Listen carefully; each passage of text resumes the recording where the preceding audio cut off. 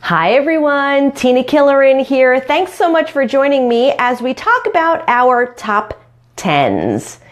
So as I had mentioned previously yesterday in my live, I know that there's a lot of you guys out there who struggle with where to start on your health and fitness journey. I know a lot of you guys look to pre-made meal plans. Just tell me what to eat. And you think that that's going to solve all your problems. Well, if I tell you what to eat, believe me when I tell you that you're going to get bored with that, or you're going to say, I don't even like eggs. You're telling me to eat eggs and I don't want to eat eggs. I don't even like eggs. So why am I going to tell you to eat those things? So what I'm going to do over the course of the next couple of days is I'm going to break down for you my top 10 list. So this way you can see what works for you and what doesn't work for you. Okay, so I'm going to go through the separate food categories on each of our different days. We're going to talk about fruits, vegetables, grains, meats, dairies, healthy fats. We're going to break that all down day by day, and we're going to see what works for you and how you can fit that into your meal plan. So in the blog post that I'm going to post later on today, I actually give you guys a full meal planner here. Right? So we've got Sunday through Saturday. You've got breakfast, lunch, dinner, and snacks, so you can plan that out for your week. And here is your grocery list for the things that you need to buy based on that. So that's going to be included in my blog list, in my blog post that I'll post up later on today. So also in each of the day's blogs, I'm going to give you a top 10 list of my favorite choices within fruits, vegetables, grains, dairies, and meats, okay, and healthy fats as well. And you can pick and choose from those top 10 lists or add your own based on my recommendations that I'm giving to you and put those onto your meal planners, okay? I don't want you to think of your health and fitness journey as an end-all be-all. Like, this is what Tina says to eat, this is what I have to eat every day. I don't want it to be that way. You need to be creative with your own food, and you need to eat the foods that you enjoy. Okay, so let's get started here. So for today, day one, let's talk about fruits. I think that fruits are a lot more easy to get into your system than vegetables for the most part, and I'll make that generalization. Okay, most of us tend to choose to eat fruits as a snack versus choosing those vegetables. Why? Because we like the taste of fruit better. Okay, so let's get started with my top 10 list of fruits. Berries. Berries are awesome, especially in season. In season, I want you to buy fresh berries where you can. Strawberries, blackberries, raspberries, blueberries. Have at it. Have a great time with those berries. And if it's off season, go ahead and buy those frozen berries. There's nothing wrong with frozen fruits as well. When you do your frozen fruits, there's no reason why you can't add those to smoothies, to yogurts, to top your cereals, okay? So don't always think that you have to eat fresh berries. Watermelon, it's summertime. What's a better time to eat watermelon than in the summer, right? And you don't always have to buy them pre-cut up and pre-sliced. I was looking at the grocery store today. I could have bought a whole huge watermelon for $5.99 or the little packaged pre-cut ones for $4.99. Well, so what did I buy? I bought the big one. It just makes more sense. Now, granted, it takes me a little bit more time, but that's okay. It's a huge cost savings there. Cantaloupe, another great summer fruit for you to have, okay? Again, easy enough to just chop up, throw some into the refrigerator, so now you've got a big, huge container to hang on to. Oranges and grapefruits. Little off season for the oranges and the grapefruits, but that's okay because those are still really loaded with vitamin C for you guys. So really good for you to have those citrus fruits. Here's the thing on grapefruits. A lot of them are big. They're really big. I don't want you to think that you can eat a full grapefruit at one serving. And here's the other thing. You know how a lot of us cut that grapefruit in half and we have that really cool grapefruit sectioner tool? Maybe I'll include a link to one of those on Amazon too, because I've got one and I love it. But here's the thing. So I cut my grapefruit in half. I section it with my tool. Don't go sprinkling a whole ton of sugar on that grapefruit. Get your taste buds and your palate used to eating the grapefruit without the added sugar. Love apples. Apples are fantastic. I mean, talk about a convenient fruit, right? And what I love about apples, is there's so many different varieties of apples. If you choose something a little bit more tart, you can pick that Granny Smith. Something a little sweeter, you can grab that Gala apple, right? So tons of variety with those apples.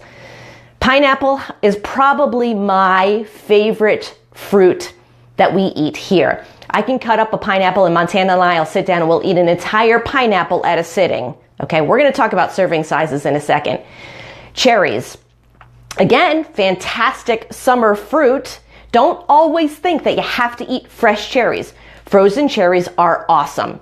And here's another tip for you. Don't always think that you have to eat fruit for fruit's sake. I take frozen cherries and I actually make a sauce with it and I top it over my pork tenderloin. It's delicious. I'm telling you, try it. Grapes and kiwis. Okay, those are your last two really good top 10 fruits, grapes and kiwis. Here's the really interesting thing that I learned about kiwis. And I haven't done this yet. So if you do, let me know. Did you know that you can eat the little fuzzy covering on your kiwi? I don't. Kind of skeeves me out a little bit. I'm not a huge fan of fuzzy fruit. I'm not a big peach eater either. But a friend of mine, Marco, he actually takes his kiwi, he scrubs his kiwi, and he eats the covering to it, loaded with fiber in there, lots of nutrients in that skin. I just can't do it. I still need to peel my kiwi and just eat the green parts and the seeds in there. So really great fruit for you to choose from. And again, if I'm telling you to eat strawberries and you don't like strawberries, you're not going to stick with eating fruits during the day. So if you don't like a particular fruit that I've included here on my list, ignore it. Just move on. Pick a different fruit that you like. There's a ton of fruits out there, so go ahead and pick something that's interesting for you. Okay, here's my top 10 reasons why you should be eating more fruit. Okay, aside from the fact that we all know they're loaded with vitamins and minerals. Loaded. And if you caught my blog series about macros and micronutrients, you know that we need those vitamins and minerals in our diet, in our day, in order for our bodies to operate effectively and efficiently. So make sure you're getting in those fruits. So this way you're getting in those vitamins and minerals. Fiber. Okay. Now we all know that fiber helps us keep things moving in the system, right? But fiber also helps with the absorption of those minerals and of those vitamins in your body. So you do need fiber in your diet, and aside from the fact that it helps you keep satisfied as well. Fruit is really low in calories. Okay, so let me see. Now I know sometimes it's a tough decision to pick the apple or the bag of Doritos. I know there's some days we all want the bag of Doritos, but when we look at calorie density, Doritos are very calorie dense, but that fruit is very nutrient dense, low calories. So we want to try and opt for the fruit where we can. Fruit can also reduce your risk of lots of tons and tons of diseases, right? Including all those metabolic diseases like high blood pressure, high cholesterol, things like that. Those things that we want to avoid. That's why we want to eat more of those fruits and less of those Doritos. It's convenient. Okay. Yes, you're running out the door because you got to go pick up Johnny at practice and you're starving. So yes, you could grab that bag of Doritos, but it's just as easy for you to grab that apple and run out the door. So it's really convenient. The color and the texture of fruit is appealing to the eyes, to the brains, and to the taste buds, and to your palate. So it's visually appealing to you to eat that wide variety of colors in your fruit, okay?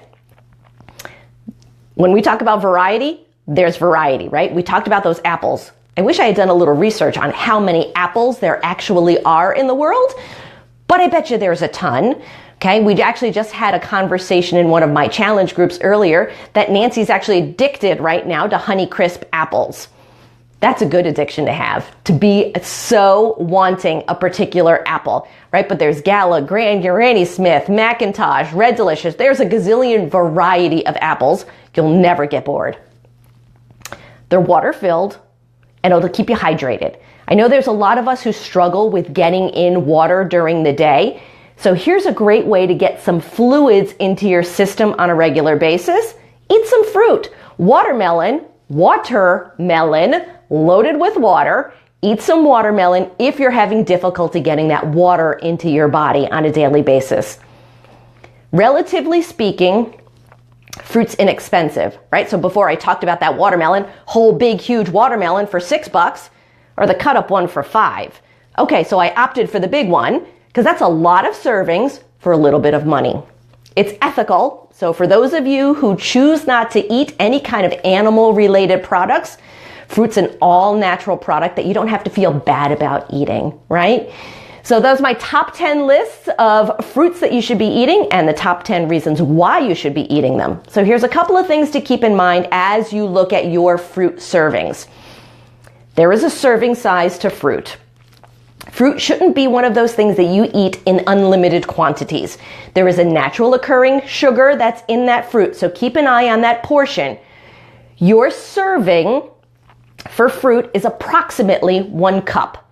Okay, now I'm not saying that you have to measure your apple. Assume that 1 apple is a serving, 1 banana is a serving. A grapefruit, half a grapefruit is probably a serving. When you do your berries, go ahead and measure out approximately 1 cup as your serving. I want you to shoot for a minimum of 2 servings of fruit a day. Okay, the government recommends 5 to 9 servings of fruits and vegetables during the day, so I want you to shoot for at least 2 servings of fruit every day. I want you to try and eat as organic as possible. Now listen, I know a lot of you are going to say, but I can't afford organic, so I need to go with the regular ones. Okay, that's okay. I'm not telling you to always eat organic, okay? If you need to choose the non-organic brand versus not buying it at all, then do that, okay? There's no organic police out there who are going to come and patrol what you're buying at the grocery store. So buy the non-organic version if you need to, but if you can, buy the organic version. Most importantly, I want you to make sure that you're washing your fruit when you get home. Okay, here's the trick, okay? 1 part white vinegar, 1 part cold water. Give your fruit a good bath. Yes, bananas too. Do you ever notice when you have bananas hanging around the house a little bit too long, you start getting those little fruit flies? They nest and they insert their eggs into the stems of the bananas. But if you give them that vinegar and cold water bath, you're going to kill all those eggs. You kill the mold spores, you get a lot of the pesticides off a lot of the fruits that you buy. So 1 part white vinegar, 1 part cold water. Give it a really good bath, give it a really good rinse, pat everything dry, and then put it in the refrigerator, okay? Well, don't put your apples, don't put your bananas in the refrigerator. Those should be out. Everything else should go into the refrigerator. Okay, so again, I'm gonna include my meal planning guide here for you guys.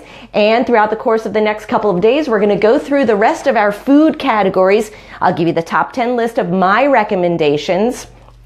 Again, my recommendations, you'll notice for today, my top 10 list of fruits did not include pomegranates. I'm not a pomegranate fan. Quite honestly, I find them a huge pain in the ass to eat. Cutting it open, cracking those things out of there, screw it. I'd much rather cut up a pineapple, okay? So again, choices that you need to make. My top 10 list might not be your top 10 list. That's okay. I'm just giving you suggestions and recommendations here. Okay, so tomorrow we're going to talk about vegetables. And here's one vegetable that you will not find on my list. My list will not include kale. I know, it's a great vegetable for you to be eating. My list will not include kale, but that doesn't mean that you shouldn't be eating it. All right, so thanks for joining me today as we talked about our top 10 lists of fruits and why you should be eating fruits, and I will join you tomorrow as we talk about vegetables. So thanks again for joining me, and I'll see you on the flip side.